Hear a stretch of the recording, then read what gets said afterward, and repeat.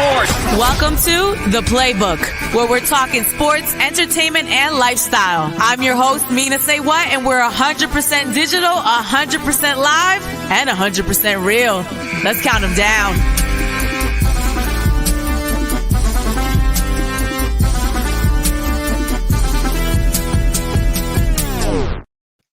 Welcome to The Playbook. It's our digital sports show. We go live every Monday at 1:45 on our digital properties at R&B Philly on Facebook, YouTube, Twitter, and Twitch.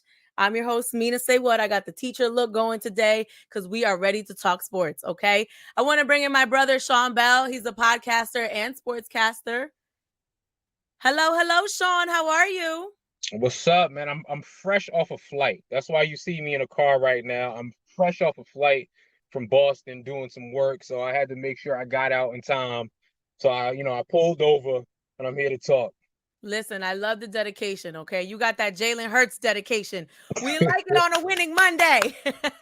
Let's hop into Philly Plays. This is where we talk about the top Philly stories. Of course, big story today. Our Eagles got it done. Week 5 victory over the Panthers on Sunday. It was a scary start, but we pulled out the W 21-18. It was very tough to watch.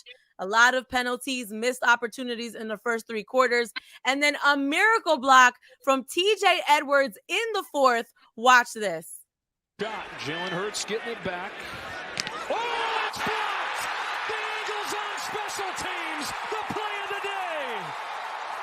TJ Edwards blocks the punt, and Philly takes over at the 27. And that play set off a chain of events that ultimately had us winning the game. So what's your assessment from this, Sean? This is our second win of the season. We've been struggling. What are some positives from this win, and what are some things that we clearly need to work on? I mean, a win is a win, right? I guess. Like you said, it was sloppy. It was ugly. It looked like 2 teams that weren't very good, to be honest with you. Like, it looked like 2 teams that struggle, that have some offensive deficiencies. Still, we're trying to see what we can get out of Jalen Hurts, but the play calling, quite frankly, hasn't been too great.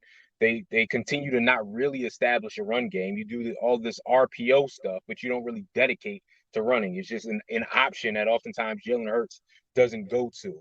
There's always wide receiver screens and stuff like that. It's just not a fully developed scheme. It's not a fully developed offense. The defense in the front lines, Hargrave's been playing out of his mind. Okay, he's been playing at a Pro Bowl level.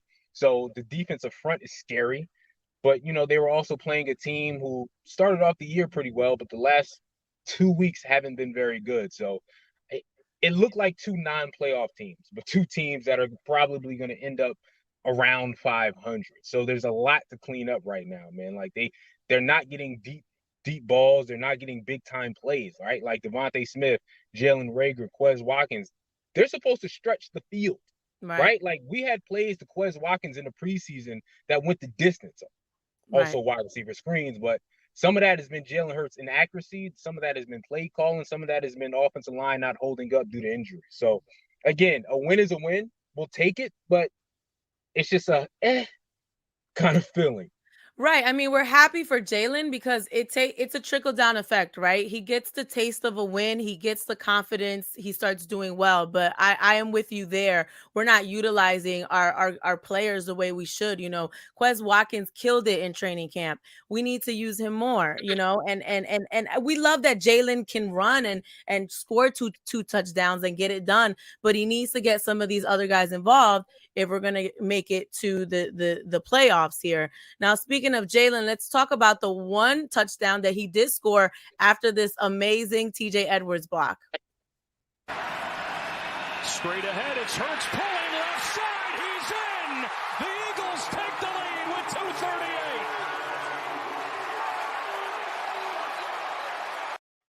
So we love to see it, but he needs to involve some of the other guys. Do you think he needs mentorship at this point from maybe a more established quarterback, someone that has played for a long time, to teach him some of the things that he needs to learn?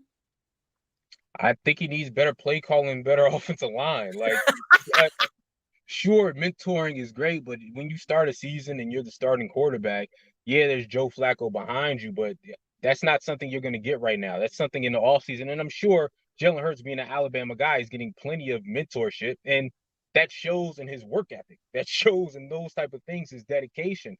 But again, the things on the field have to be helped out by the players. That touchdown you saw, like I said, was an RPO option, run pass option. But Mm-hmm. that's great in the goal line situation, great in the red zone, but you're not going to get to the red zone and the goal line, and you can't fully rely on those type of plays in between the 20s. Agreed. Well, we do like his dedication. He doesn't quit. We like that about him. So hopefully he can build on that as we head into Thursday night's game against the Bucks, which we will talk about a little bit later. Moving on to basketball, Joel Embiid has been named the third big man in the league. I think he should be second. But can you guess who the first and second were, Sean? Giannis and Joker. Yeah, you already know Giannis in at number one. Do you agree with me? I know you're a Joker fan and you put him above Joel Embiid's abilities. I think he's a better player. We're talking about players. We're not talking about who played more. We're just talking about all around players. I just think Joel is better and he should have been second. I mean, that counts though, Mina. Like, I think people in their voting count that. They count being there the full time. Like I said, everyone knows the only reason why Joker won the MVP last year is because Joel had to sit out 20 plus games. Right. And so I think that's in there. And plus, in the new day and age of shooting threes and wide open offenses, the fact that Joker can pass as well as he can and do some of those things, that's why some people might pick Jokic. Again, Joel Embiid is to me, a better talent. Mm-hmm. But you know what I mean? But at the same time, I get why people would put the reigning MVP ahead of him. And I think Giannis is just clear right now above both of them. Wow, we didn't get a big fight. I thought I was going to get a big fight out of you I'm not this. mad. Joel, if he plays 82 games, he's the best in the league. Right. You got to get there. You came back from Boston real serene. I like it. You don't got that Philly fight in you. It left you a little bit while you was in Boston. Nah, ain't no hate for my man Joel. All right, well, the hate is definitely high for Ben Simmons. The man has listed his condo for sale. It is located above the Ritz-Carlton in Philadelphia for $3.1 million. Let's take a look at this overpriced condo, but look at that view. That is beautiful. I don't know who's going to buy Ben's condo, but that is pretty. Somebody's going to buy it. The housing market, believe me, I've been looking, has been wildly overpriced for the last 6, 7, 8 months. Okay. Mm-hmm. So someone will probably buy it in another 4 months when the market goes down. But yeah, right. Someone's going to cop it because that's a dope crib for some bigwig. And it's bragging rights, right? This is a moment in history. Ben wants out so bad. He still signed to a 4-year deal with the Sixers, and he's already listed his condo. Like, it's like the irony of what's going on right here, right? He's still under contract with us, and that's a perfect segue into what's going on with him. You know, reportedly, the Blazers have rejected a trade with the Sixers for Ben. They wanted so the Sixers wanted CJ McCollum, Malcolm Brogdon. We've been talking about this. 3 first-round picks and 3 draft swaps. Obviously, that's very high. So the Blazers rejected that. Then there was this conversation about them having a Hail Mary trade for Damian Lillard, and now we're hearing he might be staying here. What is going on, Sean? This is absolute chaos. Well, even with the trades, it's so much rumor. Like, you can't pay too much attention to it as a fan, or you're driving yourself crazy. Hello, I'm crazy. Doc Rivers said this in his opening press conference when the season started. He said half of the trades that he saw weren't true, never came up.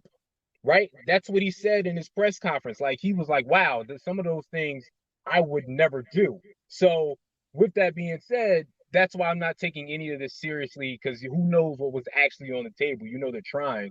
But listen, now Ben, and I told people this was going to happen. Ben's going to come back. I knew he would come back. I don't think it's because of the money. I think it's because it's the playbook. You know what he's going to do when he gets back? Be a malcontent. He's going to take the James Harden route. I'm going to throw the ball away, sit out. Turnovers, not hustle. Or I remember Brandon Marshall of the Denver Broncos punted the football into the stands. Like, I'm going to come back and wild out, because that's what you do. That you hold out, then you come in mid-training camp, and then you act a fool until they send you home, pay you your money, and trade you. This is the playbook. This is what they always do. Well, I hope Doc benches him That's and what he doesn't wants. right, Yeah. bench his ass If you and bench watch him, his you team gotta get pay these him. W's without him. And I don't think this is gonna work for the fan base. Look at this guy. This guy done cut out the man's name out of his jersey. I'm sorry. The fan base is done. That's stupid. Fans are stupid. Like, why are you burning jerseys, cutting things out? Stop it, okay? Like, that's We're just done with you, bro. Stop it, okay? Dude, put on one of your other jerseys. Throw that in the closet. Throw that to Goodwill, okay? Give that away to somebody who may just need a shirt on their back. We spent our good money on this shirt. I'm gonna cut your name out and keep it moving, okay? Yeah, see, Mina, you one of them ridiculous fans, man. That you know what? I dumb. almost bought a Ben jersey last year in support, and I'm so happy I didn't because I would have been pissed. It's like my Michael Carter Williams jersey. As much as I love him and he went to Syracuse, I can't wear that again because he's not with the Sixers anymore. I can't wear it again. I can't. That is the playbook. Let's get to a word from one of our sponsors. I'm not throwing it away. We've seen how far this game can go, so we take it and run. Making moves like nobody. For everybody. We don't move within the lines. We move beyond them. Hennessy, the spirit of the NBA. Welcome back to the Playbook. It's our digital sports show. We are live on Facebook, YouTube, Twitter, and Twitch.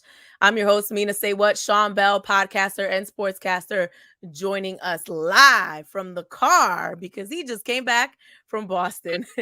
So let's get into what's trending. Social media was on fire Saturday night. Big fight weekend. Tyson Fury went up against Deontay Wilder and ended up knocking Wilder down in the 11th round. Fury successfully retained his WBC heavyweight title, and this fight was action-packed. Wilder started off really strong, and then towards the end was stumbling around, and Fury just put him down in the 11th round. What did you think about this fight, Sean? I mean, it was amazing action, right? Like slugfest, knockouts after knockouts, right? I think there was 4 total knockouts in this thing. Mm-hmm. You know what I mean? Each guy went down. It was fantastic to watch, but you knew this was going to happen. You knew Fury was going to win. Fury dominated all 3 fights, if we're being honest, right? Like dominated each fight as a technical standpoint. And he dominated Wilder in this fight once again. He's just a better fighter. He's more technical, and he knocked him around silly. And he's bigger too. He's bigger. He's 6'9". He's a lot bigger. He's 6'9", 300 pounds. Right. All right. Forget the weigh-in. When he goes into that ring, he's 300.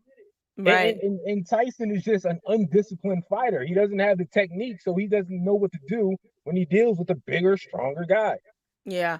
I was in the club, and every time there was a knockdown, it was like, oh, they were going crazy. It was an experience. So I definitely had a good time watching this fight.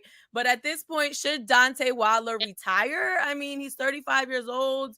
Another knockdown. What happens now? I mean, no. Like, if he wants to make more money, there's more money to be had. He can fight Joshua. He can figure out how to fight some of these other heavyweights. He's only it's like Jordan and everybody else. Should everybody else retire because Jordan's gonna win? Jordan's better. They still gotta do their thing, make their money. Like, Wilder's not washed up. It's not like he's a fighter that's past his prime and should be done. No, he just can't beat Joshua. He can beat everybody else. You just can't beat Joshua. So, did you see your boy Jake Paul wants to fight Tyson Fury now?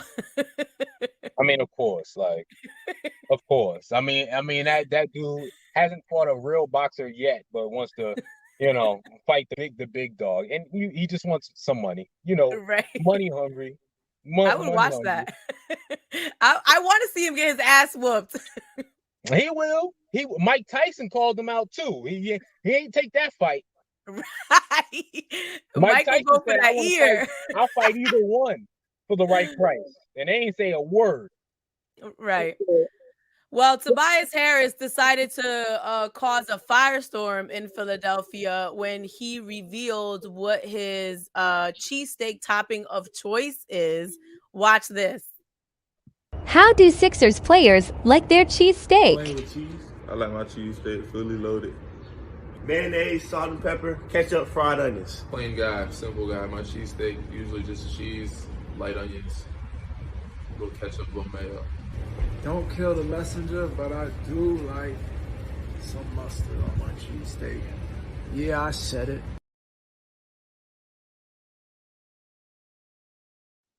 Mustard? Mustard? This isn't a burger. This is a cheesesteak. Mustard? I mean, have you ever tried it? No, but the cheesesteak delegation says no. If you've never This is why tried we like it, Tyrese Maxey. He said what needed to be said. Salt, pepper, ketchup, mayo, fried onions, period. I mean, if you never had it, how can you knock it? Don't knock it till you try it. It could be fire. I don't know. Are you putting mustard Dijon in your cheesesteak? No, I'm not a cheesesteak eater like that. So, but who knows? Mustard could be fire. I'm gonna try it, but I don't think it's gonna work. You should have put nothing. Mustard is only for burgers and hot dogs. Period. Listen, man, I'm a salute Tobias for being adventurous. Who knows? Right. All right. Speaking of being adventurous, Eagles fans were very adventurous after our win against the Panthers. Watch this. Oh, she's gone! Oh!